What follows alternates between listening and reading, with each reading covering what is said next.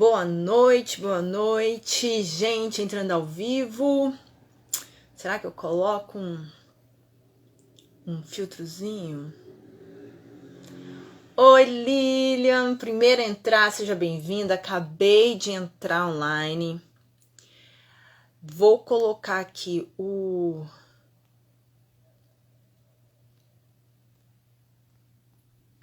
tema da aula de hoje. Da aula, gente, é do do atendimento de hoje. Porque a professora não deixa de ser professora nunca, né? Aí vai dar uma palestrinha, chama de aula. Boa noite, Luciana, seja bem-vinda. Acabei de entrar ao vivo. Oi, Ari, boa noite, seja bem-vindo. Gente, eu acabei de entrar ao vivo agora. Nem coloquei um filtrozinho. Não sei se eu deixo assim, eu coloco um filtrozinho. Hoje nós vamos falar sobre a ferida emocional da rejeição. Eu acho que de todas as feridas, essa é a mais aguardada. Para quem está assistindo agora ao vivo, parabéns por estar aqui, parabéns por se colocar em primeiro lugar, porque com certeza vai ter muita conhecimento para você poder se embasar e olhar mais para você mesmo.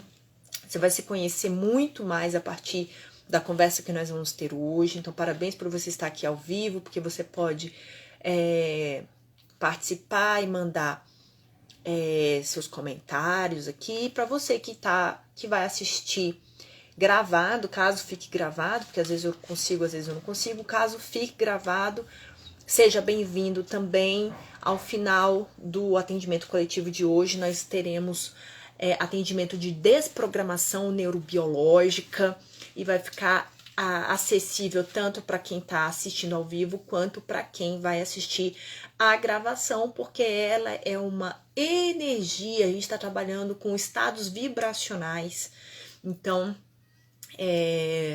vai estar disponível para quem assistir depois. Então, eu convido você que está aqui comigo hoje. Algumas pessoas já estão me acompanhando de outras datas. Hoje é o nosso terceiro encontro. Peço que vocês usem esse aviãozinho que está aqui embaixo, essa setinha, e envie essa live para pelo menos mais 3 pessoas.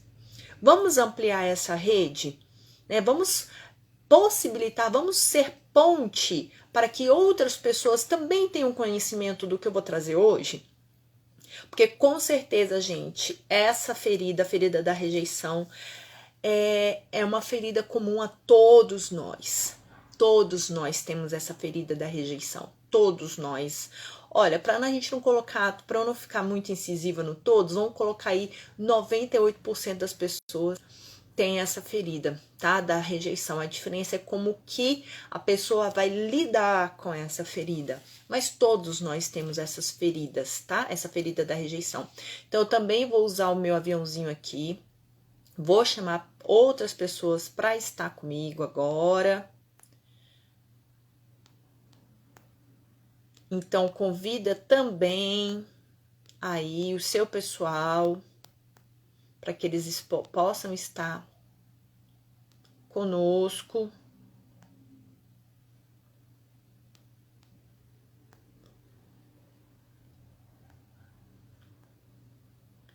Tem um pessoal que fechou a agenda para estar aqui hoje.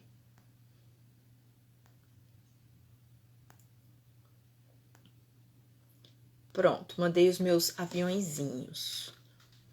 A Dulce entrou, boa noite, Dulce, seja bem-vinda. A Rafaela também entrou, seja bem-vinda. Eliene, a Nandica, todos sejam bem-vindos. A Márcia entrou, a Flávia entrou, a Jaqueline, sejam todos bem-vindos. A Jess entrou. Boa noite, gente, boa noite, boa noite, boa noite. Então, sim, agora, para quem entrou agora, eu faço o convite para que vocês enviem esse aviãozinho aqui para pelo menos mais 3 pessoas, para que nós possamos ser uma rede de apoio, para que possamos ampliar, né, esse conhecimento, para que mais pessoas tenham consciência do porquê, às vezes, elas procrastinam tanto, por que elas se criticam tanto, por que elas se comparam tanto, às vezes ela já está num movimento assim, tão enraizado nela, que ela admitiu que a vida é assim mesmo. Entendeu? Ser criticada, ser comparada, que nunca vai ser melhor, que é só aquilo que tem para a vida dela mesmo. E não é assim, né? Isso são características da dor da rejeição. Então, se você envia essa live para outras pessoas, você pode estar colaborando muito para até tirar uma pessoa de um lugar de muita tristeza, porque ela acredita que a vida dela não tem mais jeito. Quantas pessoas, né, estão nesse lugar ou já passaram por esse lugar? Então vamos ser, né, contribuição, vamos ser luz aí na vida dessas pessoas e compartilhar, né, essa mensagem. Então eu estou muito feliz com todos vocês aqui. Ao final nós teremos atendimento de desprogramação neurobiológica que vai ajudar muito. Ai, Stephanie, seja bem-vinda, linda! Gente, ela que cuida das minhas sobrancelhas. Maravilhosa. Stephanie Virginia. Seja bem-vinda, amor. Seja bem-vinda, Camila, Josi. Então, gente, sem mais delongas, vamos iniciar. Esqueci de pegar o meu relógio, gente. Vocês que vão me ajudar. Vou ficar perguntando a hora para vocês. Vamos lá, então, tá? Então, hoje a gente vai falar da ferida da rejeição. E aí, Roxana, mas você já falou de tantas feridas. Você falou da ferida da traição no primeiro encontro, da ferida da injustiça lá no primeiro encontro. Aí, semana passada, você falou da dor do abandono. E hoje você tá falando da dor da rejeição. Como que eu vou saber que dor que eu tenho? Como que eu sei que eu passei por isso? Como é que eu sei que eu vibro, que eu tô na frequência? Gente, se eu usar algum termo, tô com ciúme da Stephanie, a Márcia. Ai, gente, vocês não tem jeito não. Deixa eu focar aqui, senão eu não dou conta de vocês não, viu? Maravilhosa, te amo. Então, deixa eu focar, gente, senão eu me perco. Como que eu sei que eu tenho essa dor da rejeição? Como é que eu posso identificar isso em mim? Isso é muito importante. É muito importante a gente identificar comportamentos, né, que estão sendo nocivos. Eu tô achando que faz parte da vida, que é assim mesmo, e não. Eu que estou num processo de autossabotagem, retroalimentando aquele comportamento dentro de mim, porque eu não tô sabendo sair disso e acho que a vida é isso mesmo. Tá, então, quais são as características das dores da rejeição? Eu vou pegar eu tenho tanta coisa para falar com vocês que eu preciso me orientar aqui para não me perder. A característica da pessoa que tem, né, a dor da rejeição é ter sido muito ser muito autocrítica consigo mesma. Muito autocrítica, o que leva ao perfeccionismo. E esse perfeccionismo leva à procrastinação. Por quê? Porque ela quer tão perfeito, tão perfeito, tão perfeito, que nunca tá perfeito do jeito que tá. Oi, Carol, oi, Will. Nunca tá perfeito para começar. Ela, para começar a fazer uma coisa, tem que estar perfeito. Se não é para ficar perfeito, eu vou procrastinar. Então, é procrastinadora porque é muito autocrítica e se compara demais, tá? A gente vai falar da onde surge isso. Então, eu tô primeiro falando das características da pessoa que sofreu essa dor da rejeição. Roxana, sofrer da dor da rejeição, ter a ferida da rejeição, significa necessariamente que alguém me descartou, que alguém me rejeitou, que eu fui rejeitada?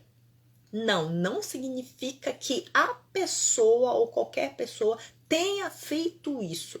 Significa que é assim que você se sentiu diante de um fato, de uma circunstância. Tudo, gente, se trata de como você se sente e não de fato do que fazem com você, mas de como você se sente com o que fazem com você. Então, todas essas dores, isso serve para todas as dores anteriores, tá? Então, a dor da rejeição, não necessariamente você foi rejeitada, mas é assim que você se sentiu. E você também pode ter sido rejeitada. E aí você carrega essa memória de dor da rejeição para o resto da sua vida. E tudo que engatilha, o que é engatilhar? Tudo que lembra, tudo que faz menção àquela dor que você teve, aquela sensação de rejeição que você teve, você entra na dor de novo, tá? Essa dor, gente, ela vai se iniciar onde? Onde que é a origem da dor da rejeição? Lá no útero. Lá no útero. Eu já tenho falado disso há algum tempo para vocês, não à toa. Desde o ano passado eu trabalho com uma vivência chamada Vivência da Limpeza dos Registros Uterinos. É um nome grande que ainda ficou meio complexo, porque as pessoas confundem muito com a limpeza do útero, né, que é do sagrado feminino. Mas não, a minha proposta é o quê? Fazer a limpeza de memórias de dor do indivíduo que sofreu memórias de dor ainda na fase intrauterina, ou seja, quando ele estava sendo gerado, gestacionado. Então, tudo que o feto sofre, gente, isso aí já é científico, tá? Eu não fico trazendo, eu vou ler as perguntas, tá? Eu não fico trazendo embasamento científico aqui porque não é a minha proposta, tá? A minha proposta não é essa. Eu sou terapeuta holística, eu sou terapeuta energética, então a minha proposta é trazer a compreensão terapêutica, energética, vibracional da situação, tá? Mas tem todo embasamento científico e parará, tá? Enfim. Então, lá nessa memória intrauterina, o feto sentiu reações fisiológicas e até mesmo o campo morfológico da mãe e se sentiu rejeitado, ou abandonado, ou traído, ou injustiçado, enfim, todas as outras dores, mas principalmente a da rejeição. A Stephanie perguntou o seguinte: independente de quando isso aconteceu, inclusive no ventre. Ah, pois é, nem tinha lido a sua pergunta ainda.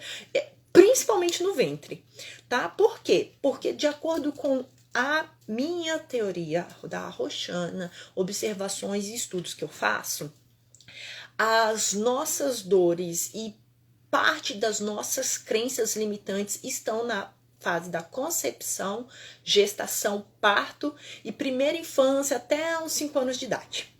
Tá? Algumas pessoas vão dizer até os 7 anos de idade, tá bom? Então, sim, vai a da rejeição, inclusive. A ferida da rejeição, gente, ela tá muito conectada ao genitor do mesmo, perdão, ao genitor de mesmo sexo, tá? Então, eu sou mulher, tá? Tenho meu pai e tenho minha mãe. A rejeição está conectada diretamente com a minha mãe. Por quê? Justamente por isso, né? Durante a gestação, né? Houve algum momento em que esse feto se sentiu rejeitado pela mãe. Notem o que eu estou falando. Não necessariamente a mãe rejeitou o feto, mas ele se sentiu rejeitado. E eu vou dar um exemplo. Por exemplo, a mãe tá lá, tá grávida, tá lá com seus meses de vida, independente de quantos meses de vida esse bebê tenha. E ela tá super preocupada de como que vai ser agora. E agora? Como que vai ser? Eu vou ter que ter mais recurso financeiro para poder dar o melhor para esse meu filho. Ela tá preocupada de como que vai ser, né? Principalmente se for primeira gravidez, né? Ela tá preocupada, ela não sabe como é que vai ser, é tudo muito novo e tal. Ela tá preocupada, né? E aí o que acontece? Ela tá grávida, o bebezinho mexe lá dentro da barriga. Quando esse bebezinho mexe, ela lembra que tá grávida. Aí vem toda a preocupação, meu Deus, como é que vai ser? Eu não comprei ainda o enxoval e tudo, mas o que vai ser o parto? Vai ser cesárea? Ai, um parto cesariano tá muito caro, e agora como é que eu vou fazer? Ela começa a se preocupar e o sistema fisiológico dela responde, porque ela tá preocupada. Imagina você hoje em dia, né? Você percebe, você fica preocupado se sua, o batimento cardíaco acelera e tal. O que acontece com o bebê? Ele percebe isso. Ele percebe toda a alteração do sistema fisiológico da mãe, até porque o útero endurece. Então, qual é a percepção do bebê? Toda vez que eu movimento dentro desse útero, toda vez que eu demonstro as minhas emoções dentro desse útero, se eu tô feliz, eu me mexo. Toda vez que eu existo dentro deste útero, ou seja, está conectado com a percepção de existência. Toda vez que eu existo, que eu me mostro, que eu me movimento, que eu sou percebido dentro desse útero, esse útero endurece. Fica ruim ficar aqui dentro, fica duro, fica frio, não fica confortável. Então, o que o sistema nervosozinho dele que tá começando a desenvolver ali dentro, começa a perceber, pô, toda vez que eu me mostro, que eu sou visto, que eu apareço, que percebem a minha existência, o mundo externo me incomoda, me bloqueia, fica ruim. Então o que eu vou fazer agora? Eu vou ficar quieto. Eu não quero nem ser visto. Vou ficar aqui, ó, não vou demonstrar minhas emoções, nem quero existir, porque quanto mais quieta eu fico, melhor esse ambiente fica.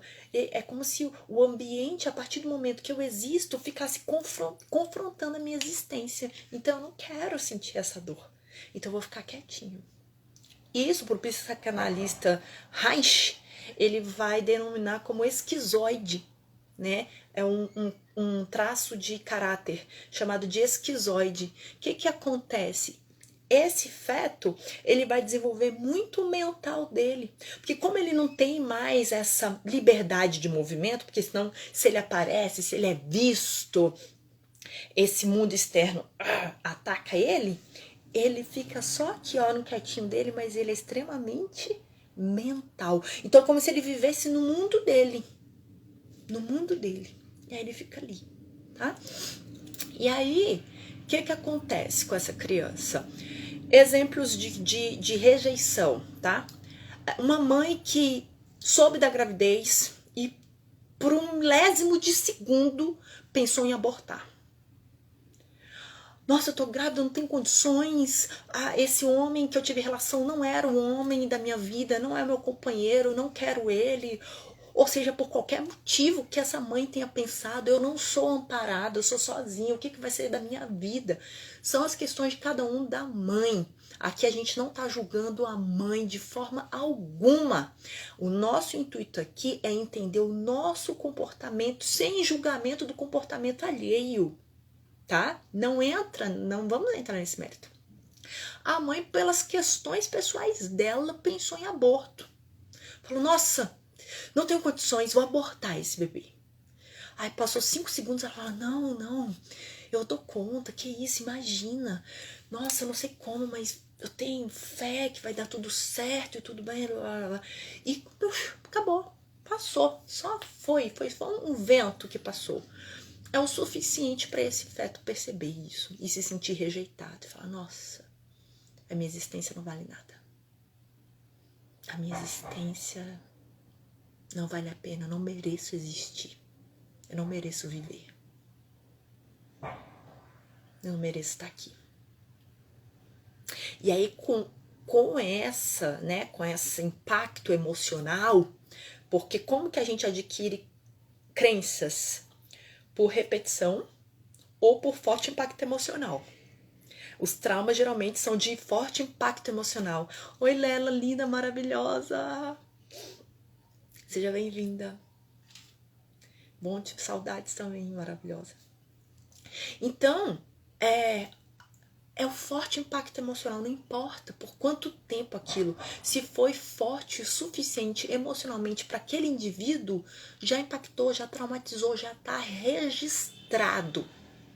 Minha existência não vale a pena. E aí o que acontece com esse indivíduo? Ele quer se esconder, ele não quer muito ser visto, ele quer... Por quê? Porque se ele é visto, lembra lá, porque se ele é visto, se ele demonstra as emoções, se ele aparece, o que vai acontecer com ele? O mundo, ó. Porque pensa pro bebê. Ele sabe o que tá acontecendo, ele nem sabe que existe este mundo aqui, gente. O mundo dele é dentro da mãe, ele nem sabe que... Como assim? Vou ver aqui pro resto da minha vida. Ele tá no mundo dele. Então, o externo é aquilo. São todas as sensações que ele sente do corpo da mãe. Então, ele registrou, né? Então, se eu existo, o mundo externo me massacra. Então, eu vou ficar aqui, eu não quero ser visto. Então, é aquela pessoa que se esconde, é meio encolhidinha, assim, né? Roxana, pelo contrário, eu me coloco, converso bem, tarará, tarará. Bacana. Então, vamos ver as outras, né? As outras características. Então, a pessoa que mede muito com quem vai conversar, o que vai falar, o quanto vai expor, não gosta de expor muito as suas emoções, é muito introspectivo, né? Não fala. Pode até ser extrovertido, mas ele não fala muito das emoções dele, percebe? Ele não traz muito das emoções. Pelo contrário, ele vai fazer tudo para esconder as emoções dele, tá? Quanto criança, fiz uma anotaçãozinha aqui. É uma criança que foi muito quieta. Isso aqui eu peguei da minha formação em segredos da criança interior. Muito interessante. Quando criança, foi uma criança muito quieta, sossegada, tranquila, obediente, não era barulhenta, não dava trabalho nenhum, brincava sozinha no seu próprio mundo. Olha a relação lá do útero. Vou ficar quietinha aqui. Então desenvolve muito mental, é muito imaginativa essa pessoa, né? Ela fica ali no mundo dela, ela é muito imaginativa, ela não leva muito para o mundo externo, é no mundo interno dele. Sabe uma característica, pessoas que caracterizam muito essa personalidade? Os nerds, né? O nerdzão, ou cabeção, né? Aquela pessoa, ela é pouco social, ela não quer muito dividir o que ela pensa, o que ela sente, mas é extremamente inteligente, mas não quer ser visto. Às vezes anda até encurvado, né? Não quer ser visto. Roxa, não, mas eu não sou assim. Eu não sou assim, eu sou uma pessoa... Veja bem, a Luciana falando, já me identifiquei com vários pontos, a hora que a gente nem falou metade aqui, hein? É porque, gente, não dá pra gente aprofundar muito em 1 hora e meia. É muito assunto, né? Então, eu dou umas pinceladas aqui pra vocês. Caramba! Então, eu tenho me comportado assim por conta disso, é um trauma emocional. Tem jeito, então eu não estou fadada a ser assim. Eu não nasci assim, morri assim, Gabriela? Sim. Então é por isso que nós estamos aqui conversando hoje, é para você ter consciência de que você pode ressignificar e mudar isso em você, né? Aí a Josi tá assim, super me identifiquei, só não sou nerd. Sabe o que acontece? É porque nós estamos falando de 5 dores emocionais aqui. E aí, de repente, vocês estão querendo se encaixar só em uma dor. A dor do abandonar, eu sou abandonada. Então, não preciso nem assistir as outras. Não, eu sou atraída, nem preciso assistir as outras. Na verdade, gente, a gente tem essas 5 dores, tá? Nós temos as 5 dores, tá? E aí, lá dentro da psicanálise com Reich, a gente vai falar de traços. São 5 traços também. E aí você vai vendo, né? São as 5 dores, os 5 traços, os 5 trejeitos, né? Então, você vai na psicanálise, você acha, se você vai... Enfim, então é por isso que eu trago a abordagem holística, porque eu eu pego tudo de um pouco do que eu vou estudando e vou trazendo para vocês. Então, nós temos as 5 dores. Só que é como se fosse tem uma dor que a gente se identifica mais. Mas nós temos as 5 dores, tá? E dependente da dor que você se identifica mais, você vai se caracterizar de uma forma. Então, pode ser que você não se identifique em todas as questões que eu tô falando da rejeição, por exemplo, até nos traços físicos, né? Porque Reich fala muito da dor emocional conectada aos traços corpóreos. Ele faz essa relação. Então, você pode até não se identificar com o traço corpóreo da rejeição, do rejeitado, por exemplo. As articulações são ossudas, né? Pontiagudo. Tá vendo essa voltinha aqui na minha cabeça, ó? Que ela vem aqui, vai uma entradinha e volta. Isso aqui é característica do esquizoide, né? Que sentiu rejeição no útero, né? Então, eu tenho traços muito grandes do rejeitado e do abandonado, né? Então, até no físico isso isso estoa, né? Destoa. Então, mas não é o intuito a gente falar dessas análises corpóreas aqui, não. É pra gente trazer mais do comportamento mesmo, tá? Então, recapitulando, rejeição, útero, por ter se sentido rejeitado pela mãe. Lembra? Se sentiu rejeitado, assim, né? E aí o que acontece? Ele leva do útero pro resto da vida dele. Ele é uma programação mental que ele recebeu ainda no útero e ele vai levar esse programa pro resto da vida dele, enquanto ele não trabalhar o nível de consciência dele para mudar isso. O que é que eu quero dizer? Uma vez instalado esse programa lá na vida intrauterina dele, todas as situações que aconteceram com ele de rejeição é um programinha que ele joga. O subconsciente dele trabalha para isso. Eu sou rejeitado. Eu sou rejeitado, eu vou ser rejeitado. A vida me rejeita. Eu não mereço. A minha existência é indigna. Eu não mereço nada, eu não mereço uma vida fácil, eu não mereço ser respeitada, eu não mereço, eu sou indigna, eu sou rejeitado. E aí você começa a atrair situações que falam, é isso mesmo, você é rejeitado. E aí vem lá na infância, bullying, aquela criança que apanha, empurrada, xingam ela, de feia, de não sei o que, de tarará, tarará. Ela às vezes nem é nada disso, mas o campo dela tá propício para isso, porque ela aceitou. Eu sou rejeitada. Então ela fica atraindo essas situações. Gente, pelo amor do Senhor Jesus Cristo, vamos entender o que eu tô falando aqui.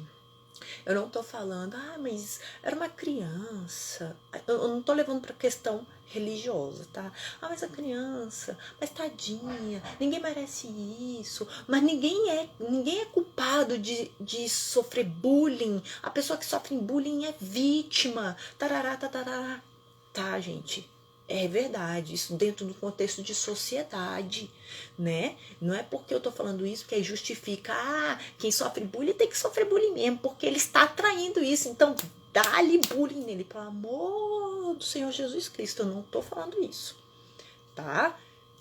Vamos aqui, o que eu estou explicando é por quê, qual é o motivo, o que faz metafisicamente uma pessoa cair em situações assim. Por que tem a criança que não sofreu bullying? Por que tem a criança que sofreu bullying?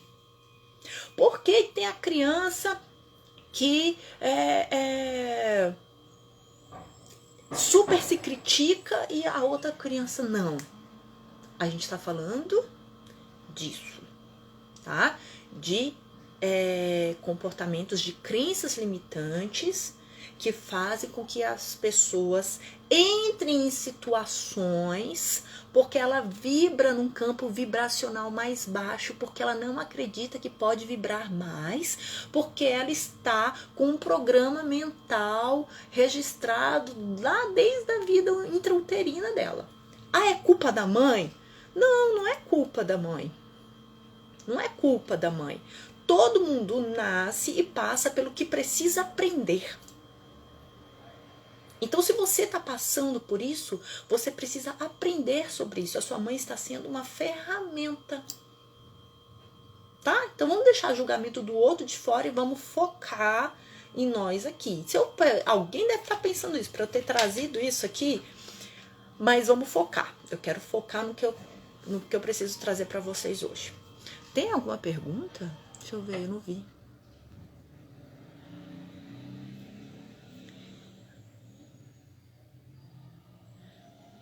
Acho que a Steph falou, muito difícil lidar com isso, sendo filha e sendo mãe. É difícil porque a gente não sabe como. A partir do momento que a gente começa a saber, a usar as ferramentas, as coisas começam a se abrir.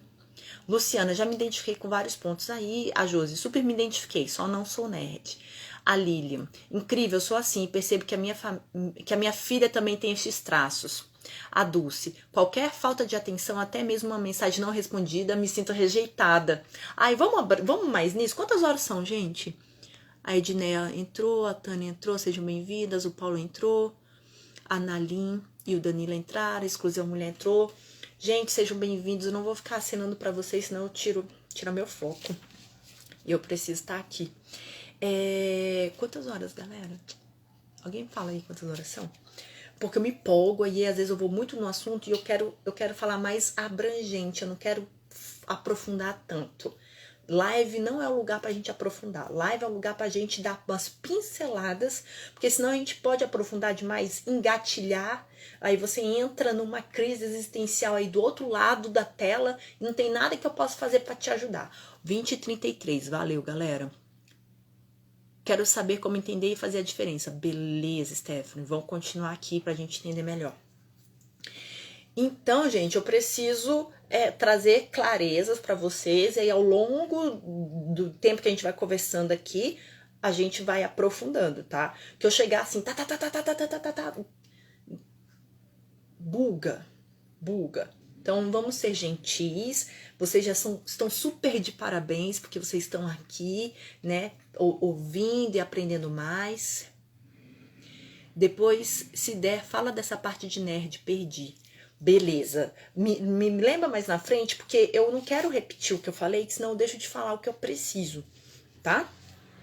Essa parte do nerd foi um plus aqui, tá? É porque o nerd, qual é a característica do nerd? Ele é muito mental, né? Ele não liga muito pro corpo físico dele, de maneira geral, né? Qual é a característica do nerd? Aquele cara magrão, com as articulações pontiagudas, vou ler aqui para vocês, com articulações pontiagudas, né?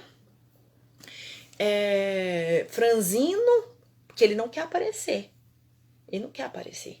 Então ele se esconde, o corpo dele tá ali magrinho, às vezes ele anda até assim curvado, né? Com a cabeça baixa, mas o mental dele desenvolvidíssimo. Desenvolvidíssimo.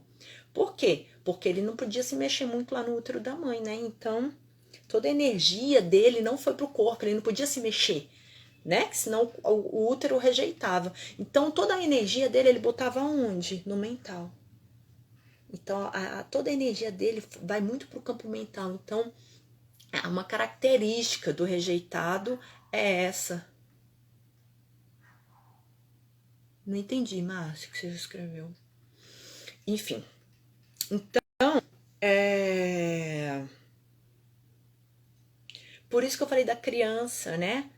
Criança muito tranquila, né? Brincava sozinha, no seu próprio mundo. Gente, eu total. Nossa Senhora. Minha mãe achou que eu era muda, porque eu demorei pra falar demais. Ela disse que eu só chupava o dedo e ficava assim, ó. Ela, muito observador. Ficava só observando. E ela me levou no médico. Doutor, essa menina não fala. Não fala. Mas quando eu comecei, né? Ela até assustou. Ué, como que aconteceu isso? Da onde surgiu isso? Essa menina falando. Nossa, só chupando o dedo, só observando. Muito quieta. E, nossa, eu brincava sozinha demais. Ixi, super imaginativa. Cada brincadeira, horas lá sozinha, né? Então, é uma característica, né? Então, vamos lá. Que mais? Falamos que é do genitor do mesmo sexo. Falei do trauma no útero, do esquizoide. Falei da situação de bullying. Aí, gente, essa situação de bullying, por exemplo? A pessoa acaba atraindo para si situações ruins. Por que ela traz situações ruins para a vida dela? Porque ela não acredita ser merecedora. Tudo isso trauma de a minha existência, ela não é digna, ela não é bem-vinda. Eu não sou merecedora de estar vivo. Eu não sou merecedora de estar vivo. A questão tá toda na existência dela, porque o trauma foi lá no útero, né? E o útero é o desenvolvimento da vida. Então, ela não se acha merecedora. Baixíssimo senso de merecedor. Roxana, não tem isso aí, não, de baixo senso de merecedor. Não me caracterizo com isso. Vou dar um exemplo, tá? Tem uma cliente minha de atendimentos individuais que ela veio me falando o seguinte: eu não sei se eu saio desse emprego, o que eu faço da minha vida, não sei. Aí eu falei, o que é que tá acontecendo? Ela me explicou tudo lá, tá chato, ela não sente que a troca é justa, ela acha que ela trabalha muito mais do que de fato ela é reconhecida, ela não se sente reconhecida profissionalmente dentro da empresa, ela acha que ela fala e ninguém ouve de fato ela como deveriam ouvir, e que ela não se sente validada dentro da empresa, ela não se sente reconhecida, ela não sente que os esforços delas, que são absurdos, ela se bobear, ela ocupa mais de uma função dentro da empresa, né? Todos os esforços que ela faz nunca é bom o suficiente. Aí ela leva lá pro chefe dela, olha, eu não tô conseguindo entregar na data porque eu não tenho equipe, eu preciso de equipe, eu preciso de pessoas para me ajudar, eu preciso de pessoas para me ajudar. E ela tá falando isso há algum tempo para essas pessoas, para esse chefe, e esse chefe tá lá, ela continua fazendo sozinha, não tem equipe, não tem para ajudar. Eu falei, vem cá, o que acontece se você sai desse emprego? O que te impede de sair desse emprego, já que você tá se sentindo dessa forma? Aí ela parou assim e falou, esse chefe, lá no começo, ele enxergou o meu valor. Ele me deu uma chance. Eu não posso ser ingrata agora. O que isso tem a ver com a dor da rejeição? Ela não sente que merece lutar pela própria vida. Ela não sente que tem merecimento de ter algo melhor. Principalmente em relação a esse chefe, porque esse chefe enxergou ela lá atrás. Esse chefe deu a possibilidade dela existir. Não, você pode, você é bem-vinda aqui. E aí, gente, sabe o que acontece? Eu acho que agora eu vou começar a falar mais a língua de vocês. Eu tava muito no técnico, é por isso que eu tenho que prestar muita atenção. Eu vou falar o rejeitado para vocês entenderem. Ele é o seguinte, ao mesmo tempo que ele não quer ser visto, né? Que ele tem que se esconder porque é a sobrevivência dele, né? Ele tem que ficar escondido. Ele quer ser reconhecido. Só que ele não quer se mostrar. Olha, vem cá, me reconheça. Esse é o abandonado. O abandonado quer ser visto, né? O rejeitado, ele não quer chamar atenção, ele não quer ser visto, mas ele quer ser notado. Ele quer que alguém vire e fale, a sua existência é importante. E aí, sabe o que acontece? Essas pessoas se conectam emocionalmente muito fortemente com aquelas pessoas que dão um mínimo de atenção para elas.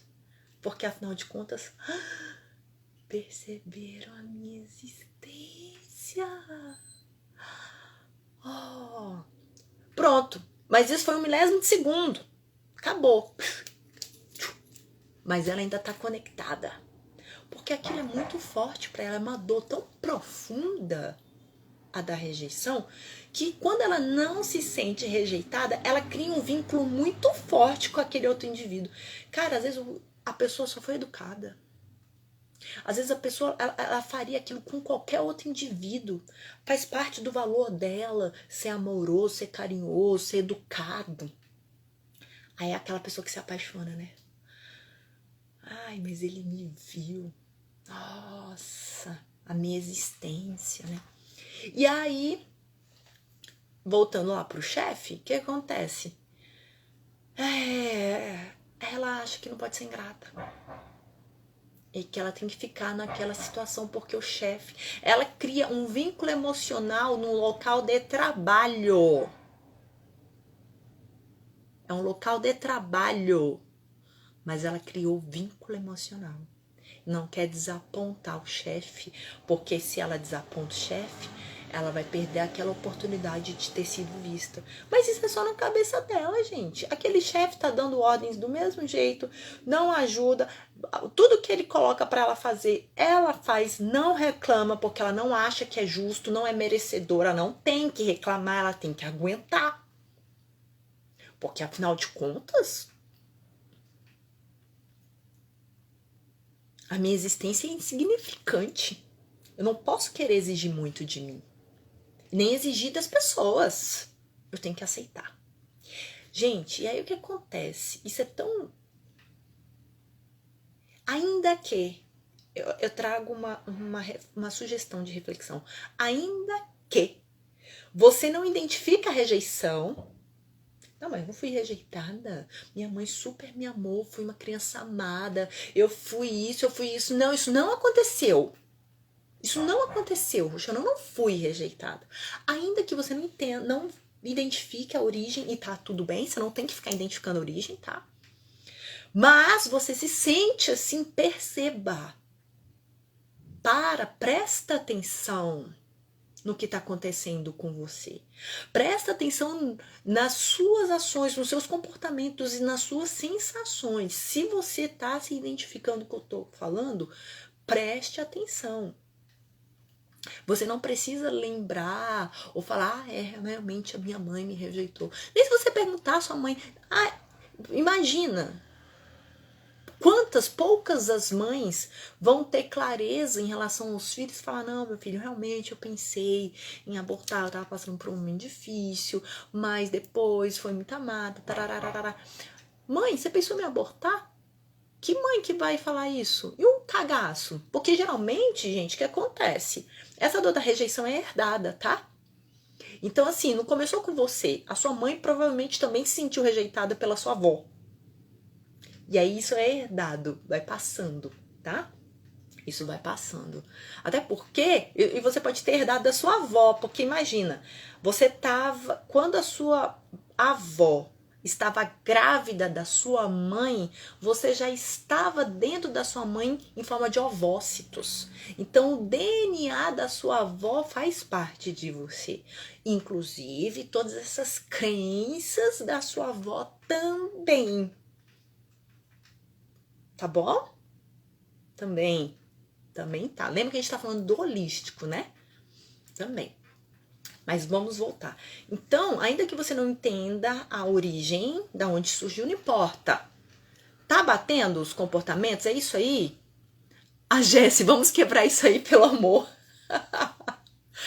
Vocês já estão começando a quebrar na identificação. Gente, você não tem noção de como é importante a identificação.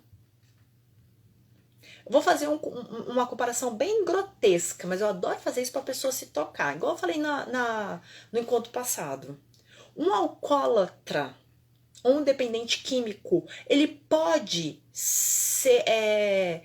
fazer um tratamento se ele não reconhece que ele precisa de atendimento e procurar ajuda? Não. Mas ele precisa primeiro identificar e reconhecer, não é isso? Então, gente, vocês já estão no processo. Não pensa que sabe? Não pensa no que vocês ainda não conseguiram. Pensa no que vocês já têm. Vocês já estão à frente, de muitas pessoas.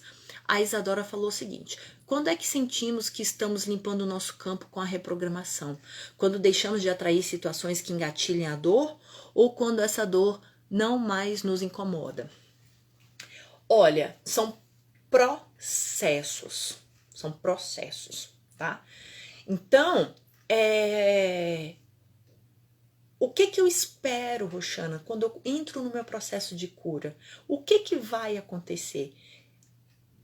Vamos pensar que é quase um passo a passo? É um passo a passo, porque o processo de cura, gente, é o quê? É a sua mudança de nível de consciência. E no nível de consciência você coloca: eu mereço mesmo passar por todas as situações ruins que a vida tem para me oferecer, porque a minha existência é indigna, que eu não mereço. Seu nível de consciência é 1. Aí você fala: nossa, eu tava vibrando toda essa escassez porque eu tava programada, isso nem é meu, isso é da minha avó, caramba, não, vamos trabalhar isso. Teu nível de consciência vem pra cá. Vamos começar a trabalhar isso. Eu começo a fazer terapia, eu começo a fazer puja, eu começo a fazer apometria coletiva, eu começo a fazer a vivência de limpeza de registros uterinos, eu começo a fazer programas, a conhecer mais sobre mim mesmo e usar ferramentas para elevar o meu nível de consciência. Tá, agora vamos para a pergunta da Isadora. O que acontece à medida que eu vou elevando o meu nível de consciência? Várias situações. Você, à medida que eleva a tua vibração energética, você sai da vibração dessas outras situações. Então, você também começa a não atrair mais essas situações.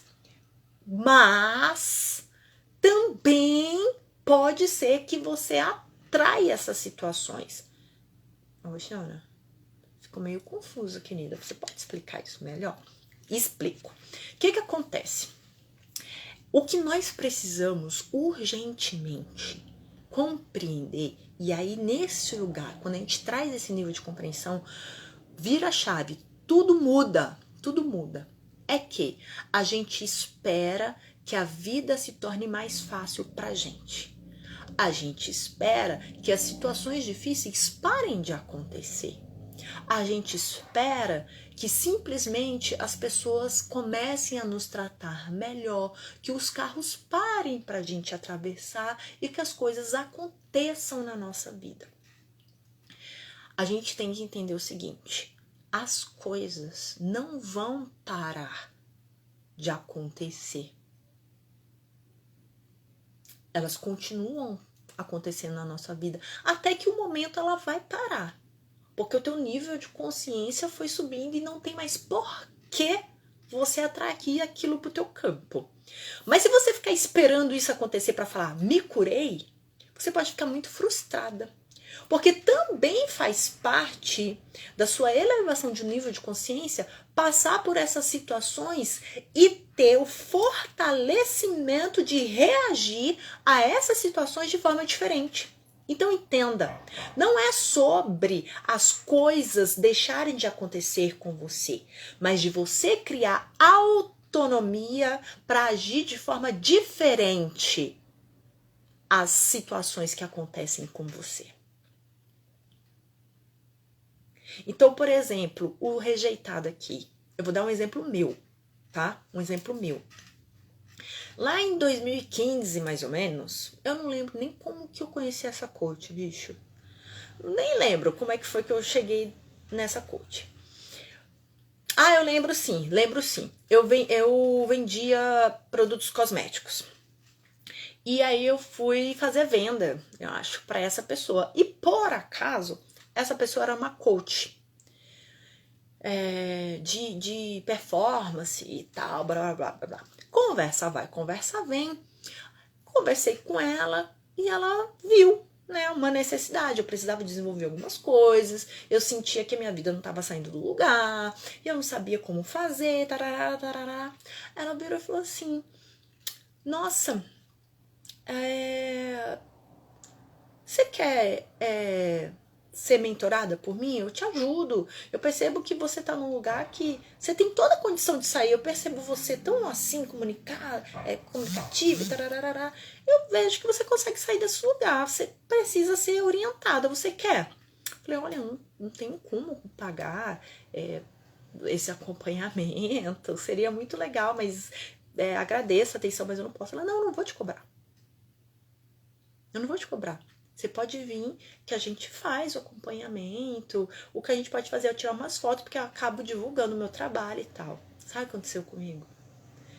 Eu caí num dilúvio chorando. Eu chorava. E ela falou, uai, o que aconteceu? Você tá bem? Eu falei, não, eu tô bem. Chorava. Gente, 2015 eu comecei a fazer cursos e para os atendimentos para a área holística em 2017, final de 2017. Então em 2015 ainda estava zerada.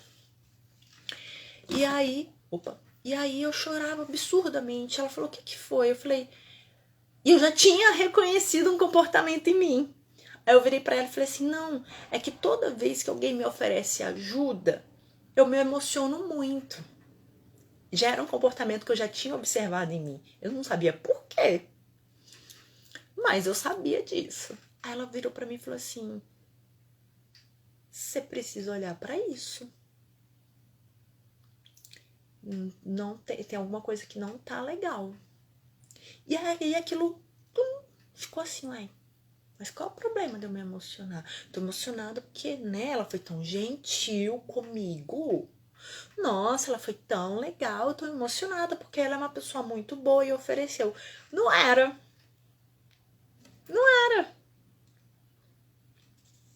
Era a minha dor. Era a dor da rejeição que engatilhou. Porque por que eu chorava? Inconscientemente eu pensava, caramba, ela tá me oferecendo um acompanhamento de coach que deve ser tantos R$ 1.000. Eu não mereço isso. Isso é demais pra mim. Nossa, isso é muito. Uau, e agora? Aí eu me emocionava que na verdade era tipo assim, nossa, eu não mereço isso. Estou recebendo isso, sabe? Um lugar assim de até de dívida, sabe? E no meu caso era uma dívida com Deus, porque só Deus que podia ter me mandado um presente daqueles. Então eu tava endividada com Deus ainda por cima, olha só. Nossa, ele me mandou uma coisa, nossa, só Deus. Tenho que ser grata. E aí, como é que é a forma que eu vou ser grata? Nossa, eu vou tentar fazer de tudo por essa mulher, porque afinal de contas, ó, o que ela abriu pra mim? Então, naquela altura do campeonato, eu acho que se ela me pedisse produto de graça, talvez eu desse. Mas percebe que não tem essa condicional? Ela me ofereceu porque ela quis. Ela viu